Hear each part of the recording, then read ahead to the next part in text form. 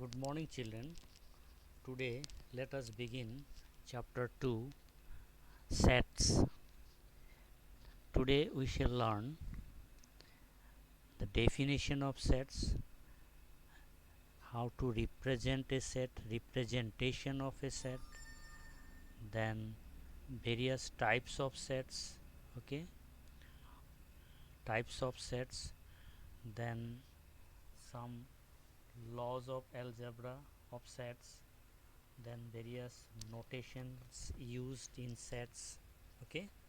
Let us begin with the definition of set, okay. So in the definition of sets,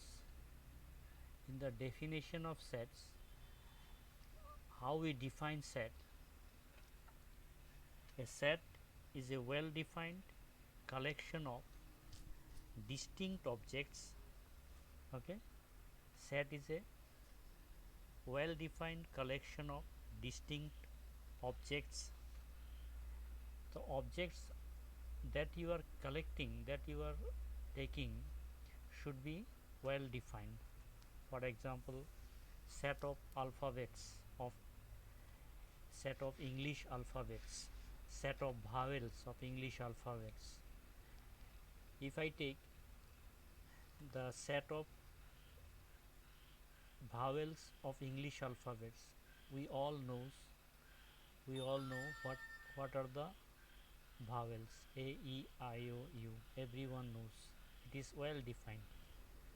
But if I take a collection of students who are very good in studies, here it is not clearly defined. We cannot clearly say who are good student. How to define good student is not known to us. So a collection of good students is not a set, okay. That way you can take various examples. Set of natural numbers from 1 to 10, set of natural numbers which are divisible by 3 but less than 100. So here we can clearly find the numbers which are divisible by 9, natural numbers which are divisible by 3. Sorry, the first number will be 3, second one will be 6, then 9, then 12, then 15, okay. Last number will be 99. So less than 100 I said. So these are well defined. So that way we can form various sets. So here we should remember that the objects that you are taking should be well defined, okay. Now each object of a set is called uh, element. Object of a sets are called elements, okay, elements of the sets, okay. That you remember for the time being.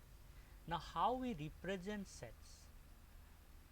We can represent sets by two methods. One is called roster method or tabular method, and another is rule method or set builder method, okay.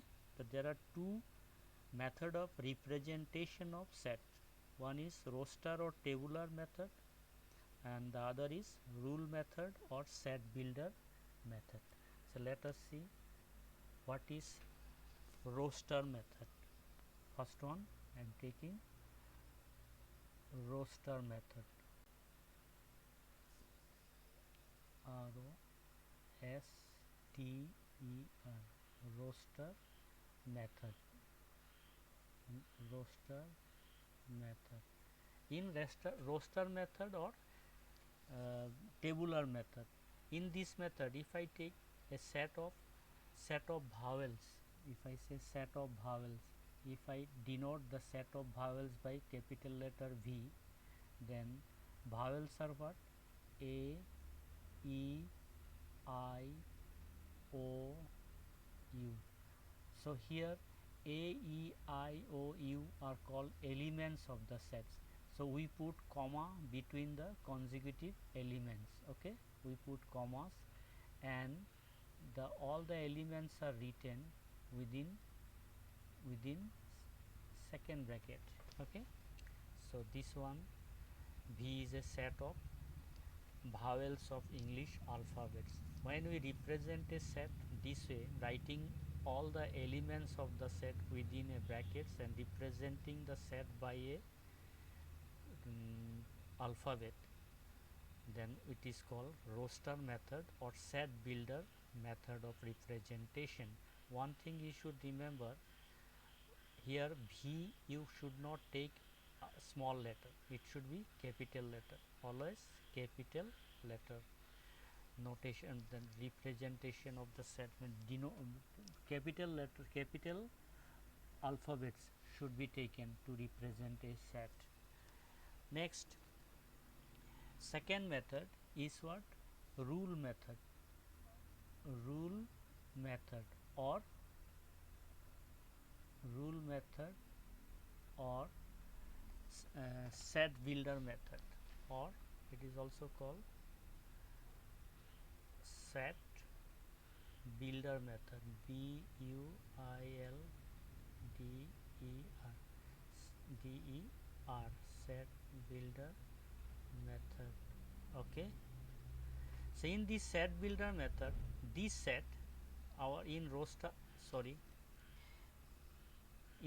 method we represent the set of vowels as V equals A, E, I, O. So it is A, E, I, O, U. Okay, so in rule method I can represent it as set of X. X is an X is a vowel, sorry, X is a vowel of English, sorry, English alphabets. Okay, so this way, then after that you put the second bracket. Okay, this is called rule method or set builder method. Now let us see the types of sets. In the types of sets, we find in the types of set, first one I wrote here, I took here empty set. Empty set is a set which contains no elements. Okay, a set which does not contain any element is called an empty set or null set or void set. Null set, void set or empty set, and it is denoted by the symbol phi, or how to represent a null set. I am saying null set is represented by phi, or just within two brackets, nothing you will write here. Okay, this way we represent null sets. Second is singleton set. Second one is singleton set. Number 2 I have written here, singleton set. A singleton set is a set which contains only one element. A set which contains only one element. A set consisting of a single element is called a singleton set. Okay, next comes finite set. Finite set, a set which contains a countable number of elements. Okay, or a set contains no elements. If we know how many elements are present in a set, then that set is called finite set. Okay, a set which is empty or consisting of definite number of elements is called a finite set. Next comes our infinite set. infinite set. A set which is not finite. A set which is not finite means we do not know how many elements are there in a set. For example, set of natural number, we know how many, we do not know how many natural numbers are there. It is infinite natural numbers are there. Set of integers, set of whole numbers, okay, these are infinite set. But finite set, if I say a set of vowels of English alphabets, there are only 5 elements, so it is a finite set. Next, equivalent set. Equivalent set.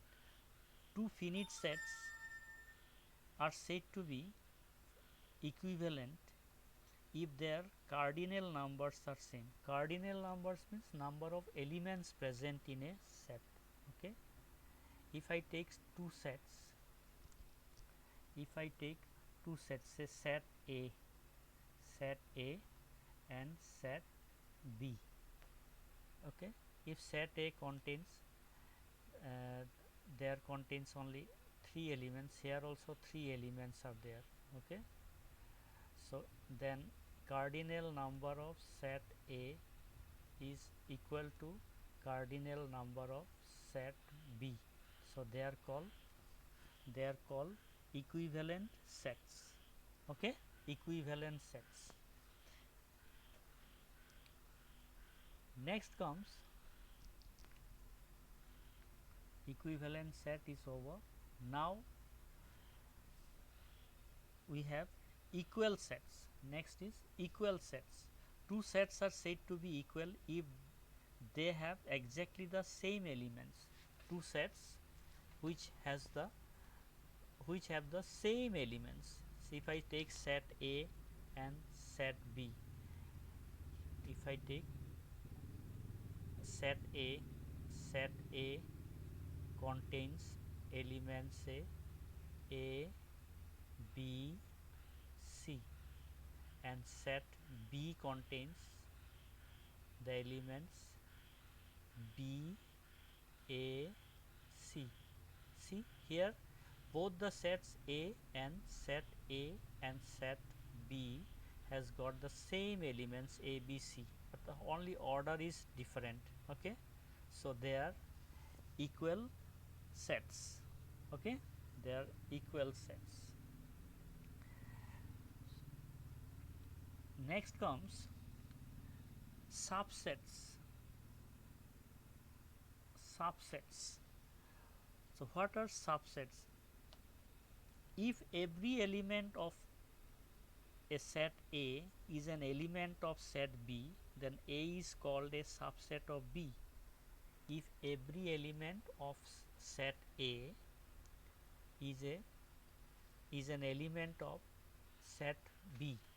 For example, if I say A is a set containing element 1, 2, 3, 4, 5, 6. Okay, and B also contains elements 1, 2, 3, 4, 5, 6. Okay, so here every element of set A is a element of set B. So A is a subset of B. We write it A is a subset of set B. Okay, A is a subset of B. We write it this way: A is a subset of B. Next comes proper subset. Proper subset. Now, if B contains one element which is not there in set A, elements are 1, 2, 3, 4, 5, 6, and in B elements are 1, 2, 3, 4, 5, 6. I took one more, 7. Okay, here I including 7 here. 7 is also there. Then set B is a set A is a proper subset of B. A is a proper subset of B. Is a proper subset of B. Now universal set. if all the sets under considerations are subsets of a large set U, then U is called the universal set of the set in consideration. If I take A is a set containing element 1, 3, 6. B is a set containing elements 2, 4, 6. C is a set containing elements say 1, 2, 3, 4, 5, 5. And U is a set containing elements 1, 2, dot dot dot till say 10, 1 to 10. So here U, it should be capital letter, U is a universal set. U is the universal set of set A, B, C. Okay. Then comes power set. The collection of all subsets of a set A is called the power set, and it is denoted by power set is denoted by PA. If I take A is a set, suppose A is a set, I am writing here, A is a set containing element 1, 2, 3. Then power set of A will be containing one element, then one element first you write, then these are the subsets of A. Then you take 1 and 2, set containing elements 1 and 2. Then you take 1 and 3, 1 and 3. Then you take 2 and 3. Then you take 1, 2, 3. Then you take null set. Okay. So all these sets, all these elements, this one, this one, this one, this one, this one, this one, this one, this one, these are all are subset of A. Okay.